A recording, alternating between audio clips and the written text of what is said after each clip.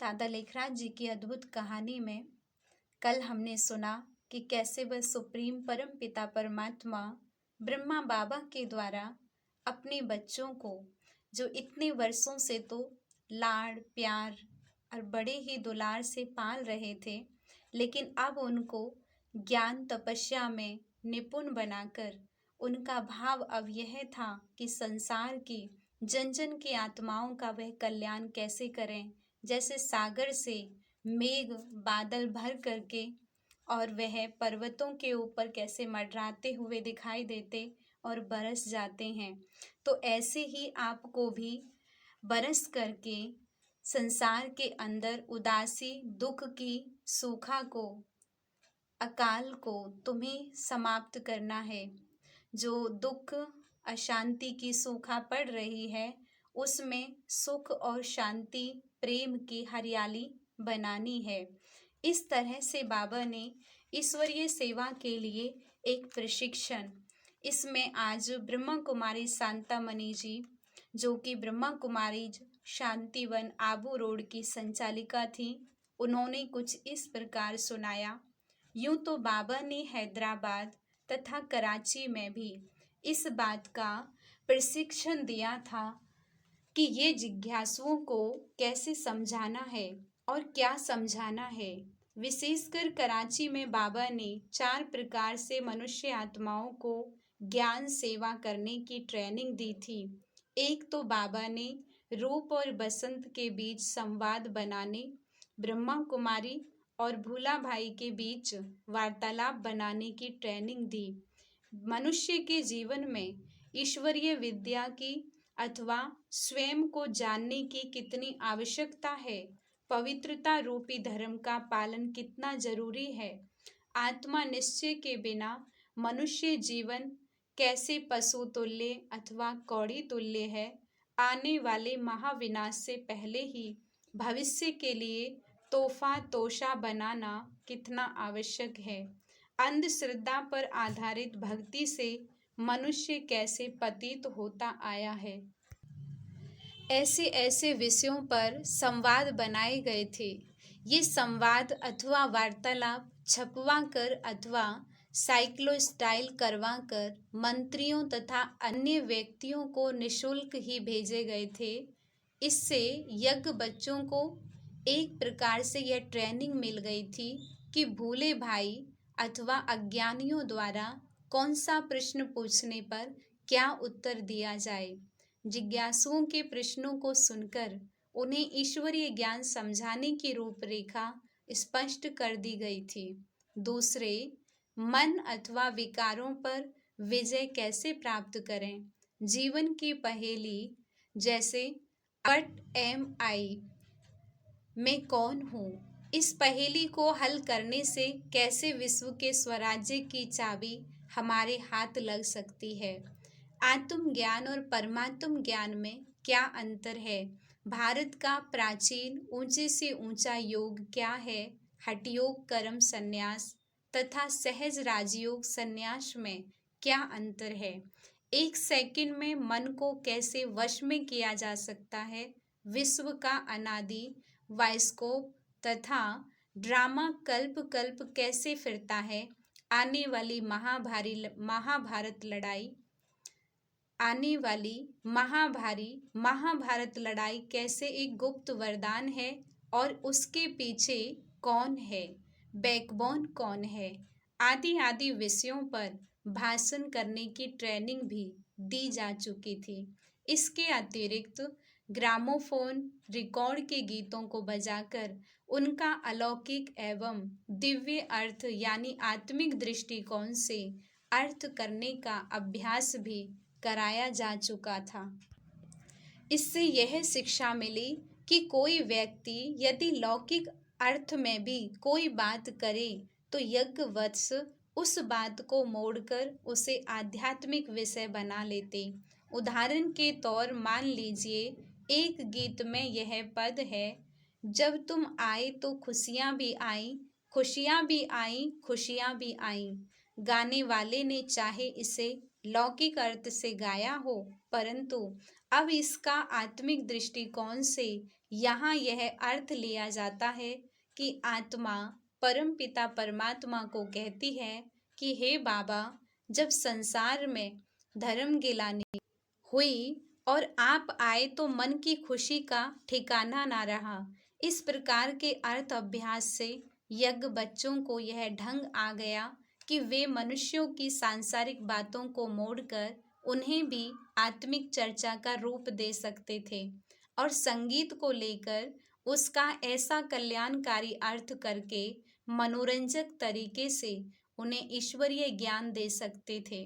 इसके अतिरिक्त कल्प वृक्ष, सृष्टि चक्र, रुद्रमाला और वैजंती माला के चित्रों पर सृष्टि के आदि मध्य अंत के भेद समझाने, ज्ञान भक्ति वैराग्य के रहस्य स्पष्ट करने, परम पिता परमात्मा की जीवन कहानी और अवतरण का समय समझाने की भी बाबा ने शिक्षा दी थी।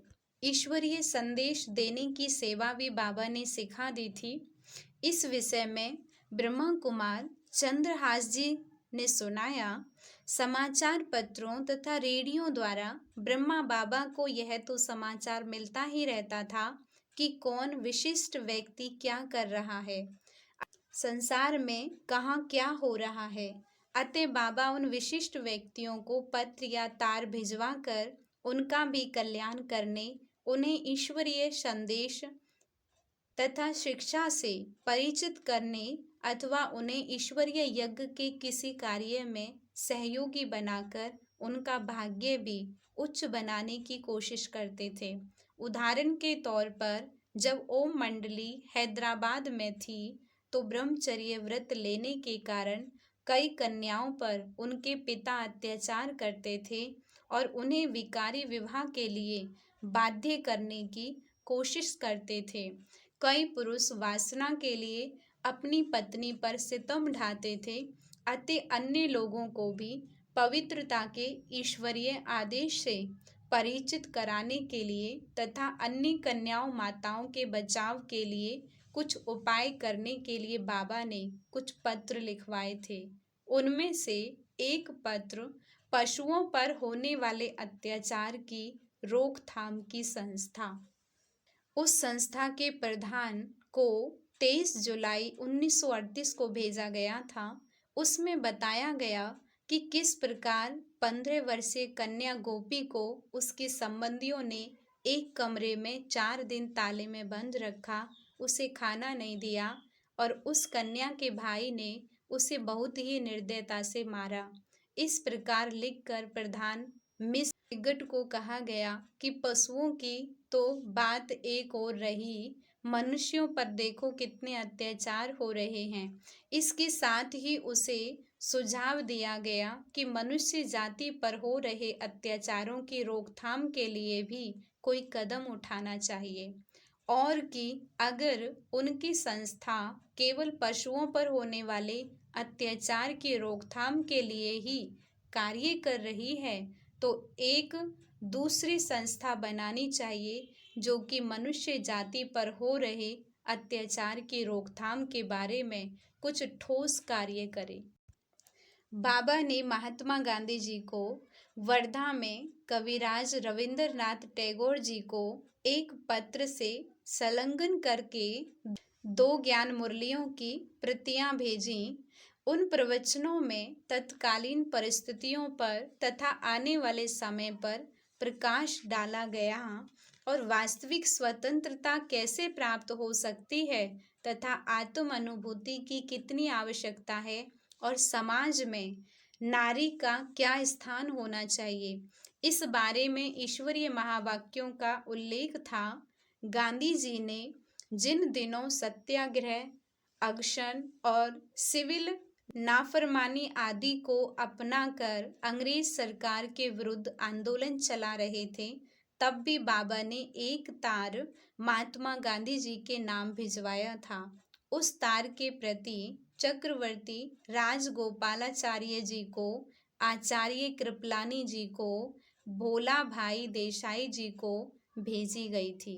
उस तार में लिखा, प्यारे गांधी जी, अनशन और सिविल नाफरमानी आदि हठयोग के विभिन्न रूप हैं।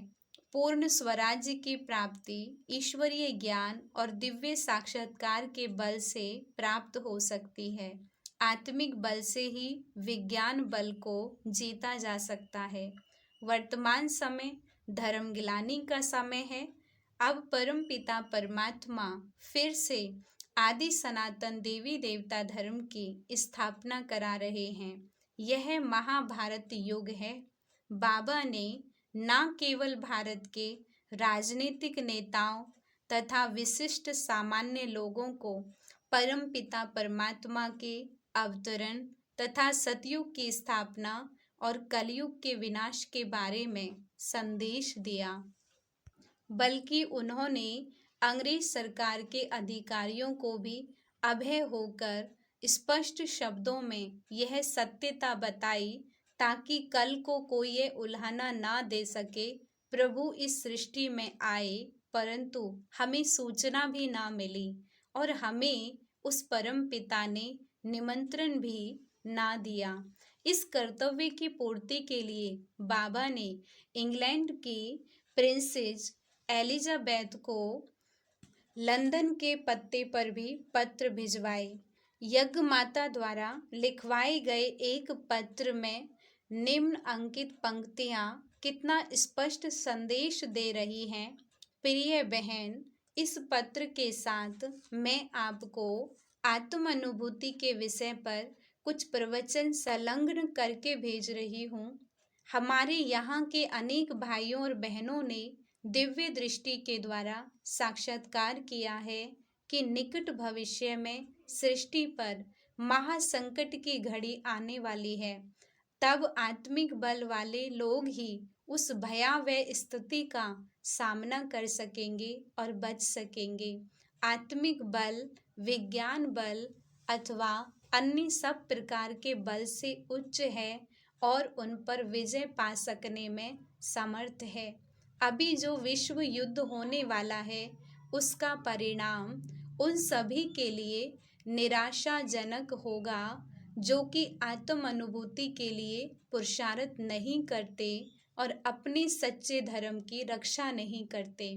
आपको मालूम रहे कि पृथ्वी पर देवी स्वराज्य की स्थापना का समय बस आने ही वाला है और मेरी जो 5 वर्ष की आयु वाले बच्चों से लेकर वयोवृद्ध लोगों तक की जो सेना है वह इस कार्य के लिए तैयार हो रही है।